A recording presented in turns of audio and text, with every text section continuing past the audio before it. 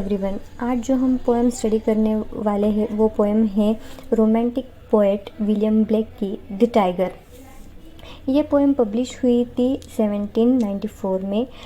ये poem collection में से है सॉन्ग ऑफ एक्सपीरियंस। ये एक कलेक्शन है विलियम ब्लेक का। इनमें से एक पोएम है ये द टाइगर। अगर हम इसकी राइमिंग स्कीम देखें तो वो है AABB। इस पोएम में टाइगर को सिंबलाइज़ किया है इविल और फियर के तौर पर। ये पोएम 6 स्टांजास में डिवाइडेड है, या फिर हम उसे कह सकते हैं कि 6 क्वाट्रेन इसमें मौजूद है। विलियम ब्लेक के 2 फेमस से पोएम कलेक्शंस है, song of innocence and song of experience. Song of experience में विलियम ने सोसाइटी की इविलनेस प्रेजेंट की है, यानी कि बुराई को दिखाया है। तो उसके अपोजिट सॉन्ग्स ऑफ इनोसेंस में विलियम ब्लेक ने सोसाइटी की अच्छाई दिखाई है। अब हम आगे बढ़ते हैं अपनी पोएम की तरफ। Tiger tiger burning bright in the forest of the night. यहाँ पर पोएट टाइगर से बात कर रहा है, उसे कह रहा है कि इस फॉरेस्ट में, इस अंधेरे में टाइगर तुम ऐसे चमक रहे हो जैसे कोई रोशनी चमक रही हो, ऐसे तुम इतने खूबसूरत दिख रहे हो। फिर वो आगे एक सवाल करता है, व्हाट इमोर्टल हैंड और I could frame Dai fearful symmetry. यानी वो टाइगर से सवाल करता है कि ऐसा कौन सा इमोर्टल अमर जीव है जिसने तुम्हारी इस खूबसूरती को बनाया है, वो भी इतनी बारीकी से। फिर आगे स्टांजा सेकंड में देखते हैं पोएट हमसे क्या कहना चाहता है। इन व्हाट डिस्टेंट डीप्स और skies burn the fire of thine eyes. यानी कि स्पीकर यहाँ आश्चर्य से पूछ रहा है कि वो कौन सी जगह है, या फिर वो कौन सा आसमान है, वो हेल है या हेवन है, जहाँ से तुम्हारी ये खूबसूरत सी सुलगती आँखें बनाई गई है। On what wings dare he aspire. फिर वो पूछता है टाइगर से, क्या उसके पंख थे जिसने तुम्हें बनाया है। What the hand dare seize the fire. यानी कि वो पूछता है, स्पीकर टाइगर से पूछता है, क्या उसके हाथों में इतनी हिम्मत और इतनी ताकत है कि उसने तुम्हें बनाया है, क्या सच में वो इतना ताकतवर है। यहाँ पर हम देखते हैं कि स्पीकर को, पोएट को टाइगर से डर भी लग रहा है, लेकिन वो उसकी खूबसूरती की तारीफ भी करने से खुद को रोक नहीं पा रहा है। थर्ड स्टांजा देखते हैं। And what shoulder and what art could twist the sinews of thy heart. यानी कि स्पीकर कहता है, वो किसका कंधा है या फिर वो किसकी कला है जिसने तुम्हारे इस मजबूत दिल को बनाया है। And when thy heart began to beat what did hand and what did fit. यानी वो कहता है कि क्या वो हाथ और वो पैर किसके थे जिसने तुम्हारे इस दिल की धड़कनों को शुरू भी किया है। What the hammer what the chain in what furnace was thy brain.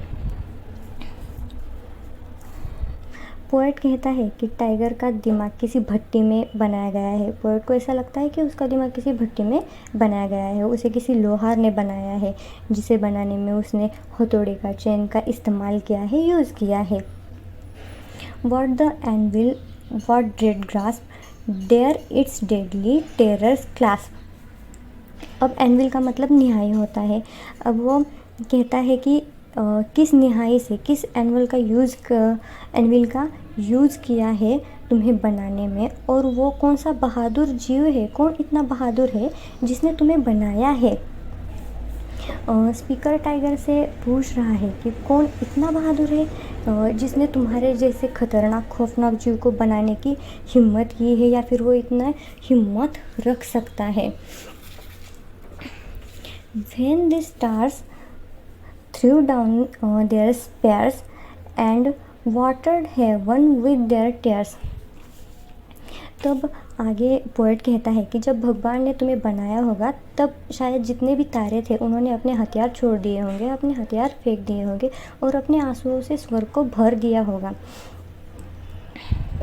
और फिर आगे टाइगर से सवाल पूछता है William, did he smile his work to see, यानी कि वो कहता है कि क्या तुम्हें बनाने के बाद उसने मुस्कुराया था, क्या तुम्हें देखकर वो हंसा था, अपनी इस बेहतरीन कला को देखकर क्या कभी वो मुस्कुराया था। फिर कहता है, did he who made the lamp make the, क्या वो वही है जिसने तुम्हें भी बनाया है और उसने एक लैम्प को भी बनाया है। लैम्प का मतलब छोटा सा भेड़ होता है। अब यहाँ तो अपोजिट साइड दिखाए गए हैं। अब लैम्प जो है तब वो मासूमियत का प्रतीक माना गया था और टाइगर जो डर का प्रतीक माना गया था। तो उसे विश्वास नहीं है कि इन दोनों चीज़ों को एक ही ने बनाया होगा। तो वो टाइगर से ये क्वेश्चन कर रहा है कि क्या सच में उस छोटे से भेड़ को जिसने बनाया वो और जिसने तुम्हें बनाया वो, ये दोनों ही एक हैं। फिर स्टांजा देखते हैं जो कि फर्स्ट स्टांजा ही रिपीट में आया है। Tiger tiger burning bright in the forest of the night, यानी कि इस फॉरेस्ट में, इस जंगल में, अंधेरे में तुम ऐसे चमक रहे हो जैसे कोई रोशनी हो। What immortal hand or high dare frame thy fearful symmetry। अब यहाँ पर पोएट सोच नहीं रहा है कि इसको किसने बनाया है, बल्कि वो ये सोच रहा है कि किसने इतनी हिम्मत की कि ऐसा जीव उसने बनाया है। ये पोएम पूरी तरह से टाइगर को डिवोटेड है। उस वक्त टाइगर को बुराई का प्रतीक माना जाता था, तो पोएट को यह यकीन नहीं हो रहा था कि भगवान ने ही टाइगर को बनाया है, क्योंकि इतनी बुराई भगवान बना नहीं सकता, ऐसा उसे यकीन था। तो इसीलिए इस पोएम में पोएट ने, विलियम ब्लेक ने टाइगर से इतने सारे सवाल किए गए हैं। इस पोएम में ब्लेक ने सोसाइटी की बुराइयों को सिंबलाइज़ किया है टाइगर के थ्रू। ये रही आज की हमारी छोटी सी पोएम।